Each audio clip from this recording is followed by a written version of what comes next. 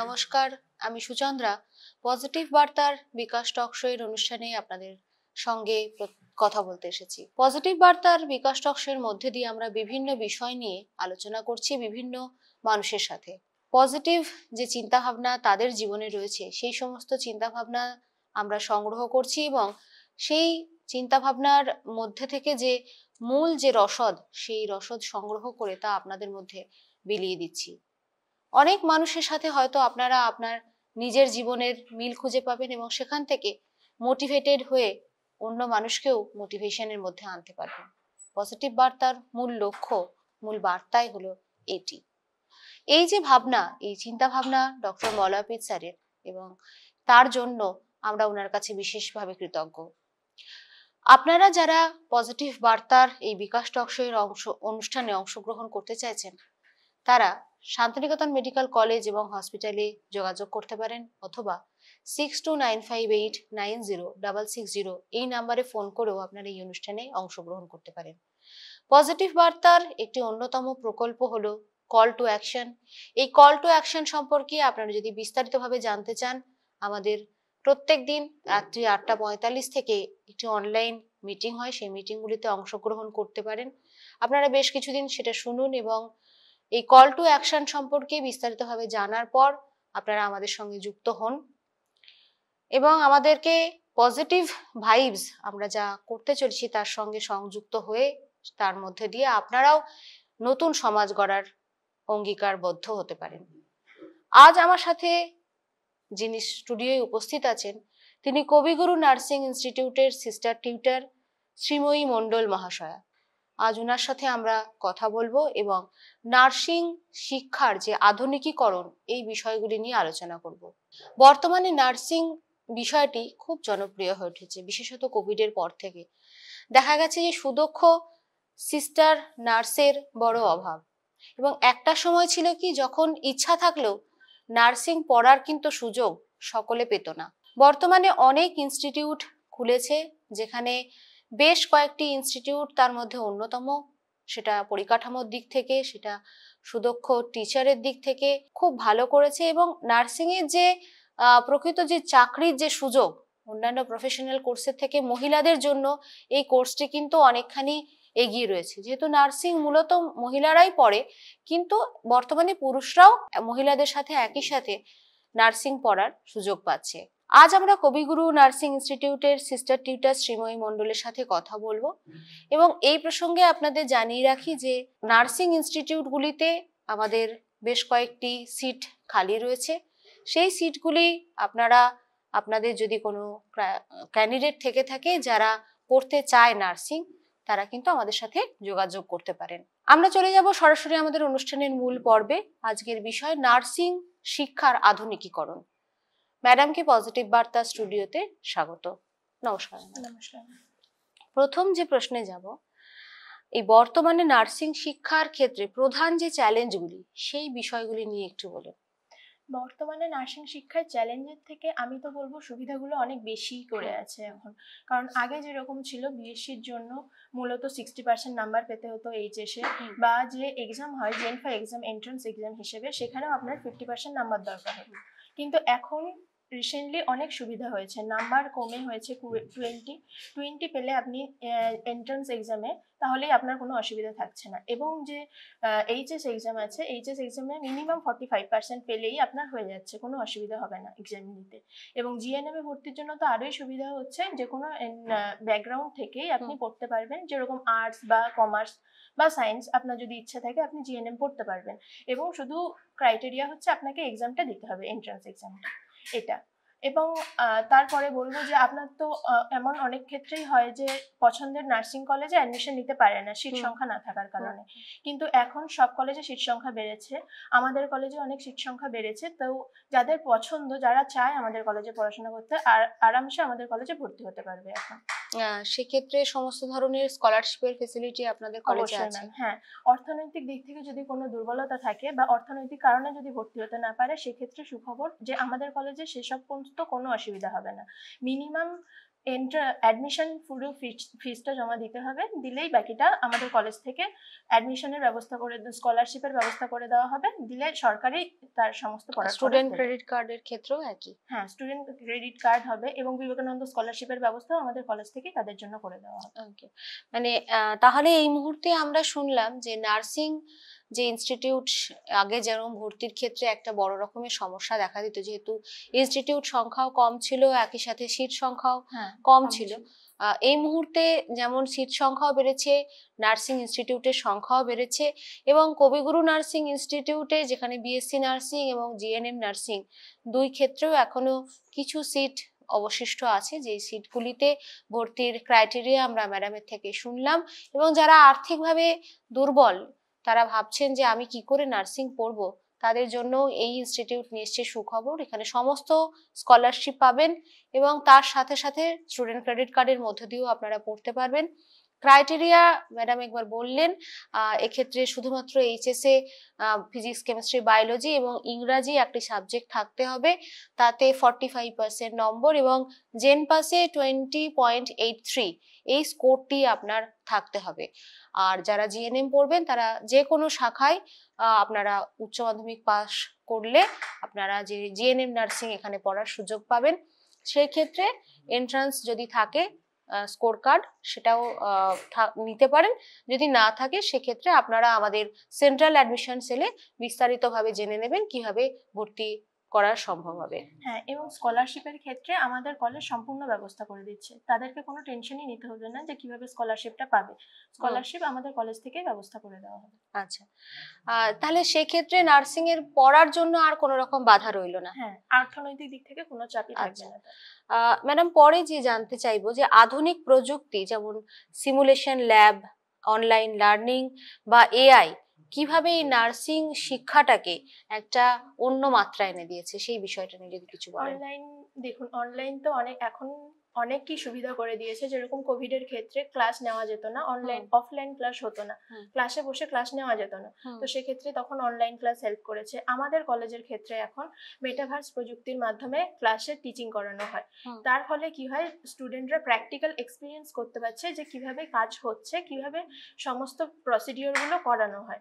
সেক্ষেত্রে তাদের খুবই সুবিধা হবে, এবং যতটা তারা শুনে শিখতে পারছে তার থেকে বেশি তারা দেখে আরো ভালোভাবে মনে রাখতে পারবে। ওকে, আপনাদের কি কোনো এক্সট্রা টিউটোরিয়াল আপনারা দিয়ে থাকেন? যেমন ধরুন যখন আমাদের স্কুলগুলো, কলেজগুলো যখন বন্ধ করা হয়, সেই সময় কি আপনারা কোনো এক্সট্রা টিউটোরিয়াল দেন স্টুডেন্টদেরকে অনলাইনে? অবশ্যই, যখন পরীক্ষার টাইম আসে, যখন তাদের এক্সাম হয়, ইউনিভার্সিটি স্টাডি লিভ যখন চলে, হ্যাঁ, স্টাডি লিভের টাইমে যদি কোনো প্রবলেম হয় বা যে সমস্ত টপিকগুলো ইম্পর্টেন্ট থাকে সেগুলোকে আমরা এক্সট্রা ক্লাসের মাধ্যমে তাদেরকে কভার করাই।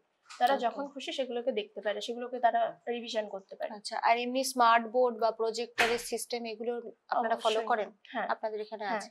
যখন ক্লাস নেওয়া হয় তখন স্মার্ট বোর্ড বা প্রজেক্টরের মাধ্যমে তাদেরকে শেখানো হয়। তার ফলে তারা 3D পিকচার্স গুলো যেগুলো আছে, যেগুলো আমরা বোর্ডে এঁকে তাদেরকে বোঝাতে পারি না, সেগুলো তারা সহজে বুঝতে পারবে। আমরা শুনছি নার্সিং শিক্ষার আধুনিকীকরণ। আমাদের সাথে স্টুডিওয়ে রয়েছেন শ্রীময়ী মণ্ডল মহাশয়া, যিনি কবিগুরু নার্সিং ইনস্টিটিউটের টিউটর। ওনার থেকে জানতে পারছি নার্সিং শিক্ষা কিভাবে একটা বৈপ্লবিক পরিবর্তন এনেছে, তার সাথে কবিগুরু নার্সিং ইনস্টিটিউট কিভাবে একটি গুরুত্বপূর্ণ ভূমিকা এই আধুনিকীকরণের সাথে তাল মিলিয়ে পালন করে চলেছে। পরবর্তী প্রশ্নে আসি, ক্লিনিক্যাল ট্রেনিং এর মান উন্নত করতে কি ধরনের পরিবর্তন আপনারা এনেছেন? ক্লিনিক্যাল ট্রেনিং করার জন্য সবার আগে তাদেরকে শেখানো হয় এভিডেন্স বেসড প্র্যাকটিস কিভাবে করতে হয়, তাদেরকে শেখানো হচ্ছে, তাদেরকে মেটাভার্স প্রযুক্তির মাধ্যমে সবকিছু বোঝানো হচ্ছে। যত বেশি ক্লিনিক্যাল এক্সপোজ হবে তারা তত বেশি শিখতে পারবে। সেই হিসেবে তাদেরকে ইনপেশেন্ট, আউটপেশেন্ট, আউটডোরে আমাদের নিজস্ব হসপিটালে তাদেরকে শেখানো হয়, প্রশিক্ষণ দেওয়া হয়।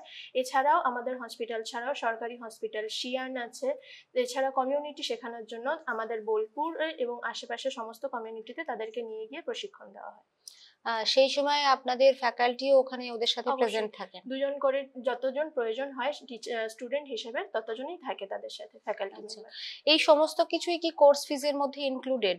অবশ্যই ম্যাম। ওকে, পরবর্তী প্রশ্নে আসছে ম্যাডাম, এই নার্সিং শিক্ষাকে আন্তর্জাতিক মানে যে উন্নতিকরণ করতে কি কি পদক্ষেপ নিতে হবে বলে আপনি মনে করেন?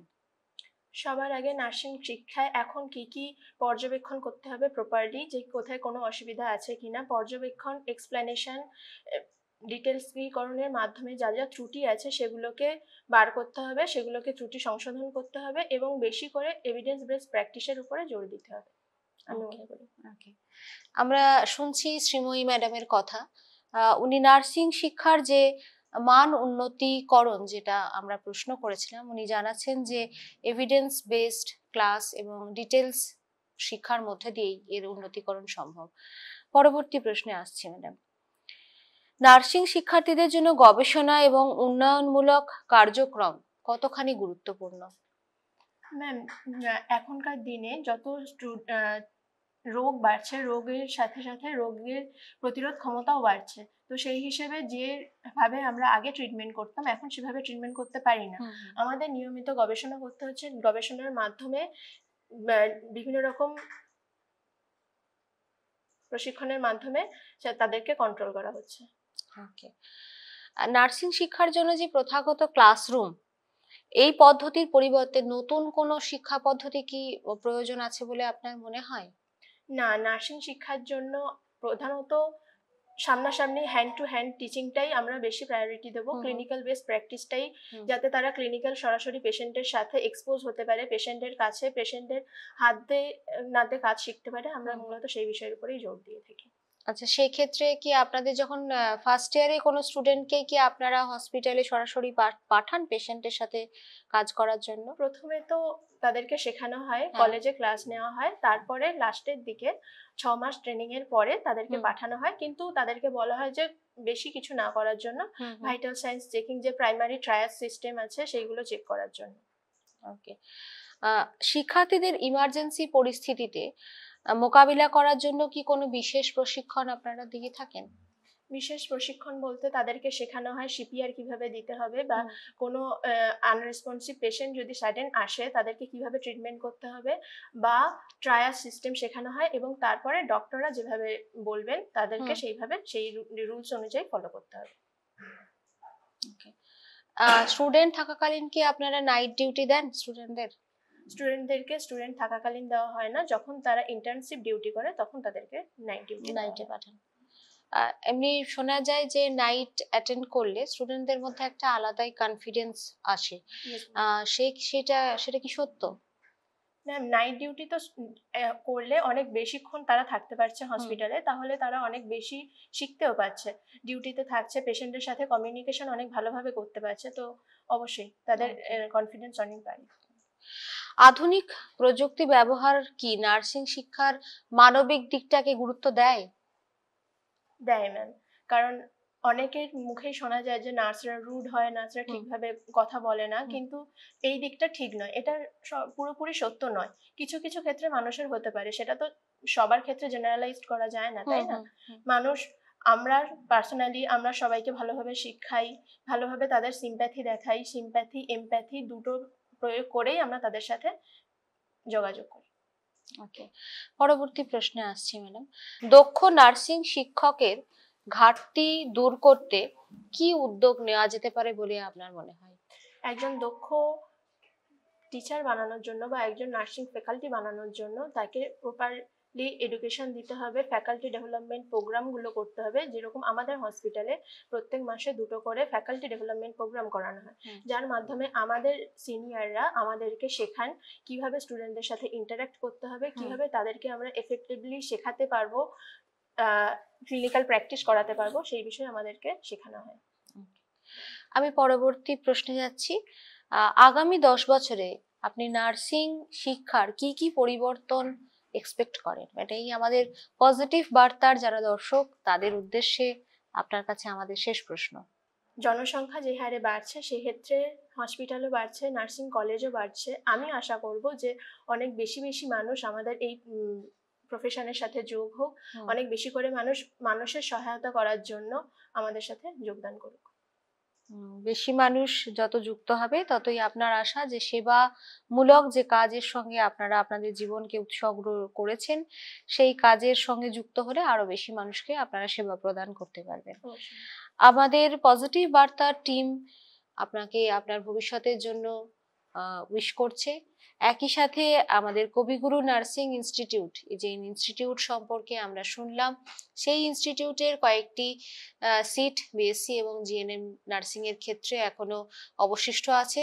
যারা নার্সিং এ কেরিয়ার গড়তে চান, নিজের জীবনকে সেবামূলক কাজের সঙ্গে যুক্ত করতে চান এবং চাইছেন যে একটি ভালো ইনস্টিটিউট যেখানে আপনারা প্র্যাকটিক্যাল লার্নিং, হাতে কলমে যে শেখা, সেগুলি আপনারা ভালোভাবে করতে পারবেন, সুদক্ষ শিক্ষিকাদের তত্ত্বাবধানে, সুদক্ষ ডক্টর বাবু টেকনিশিয়ানসদের সাথে অ্যাটাচমেন্টে থেকে আপনারা শেখার সুযোগ পাবেন।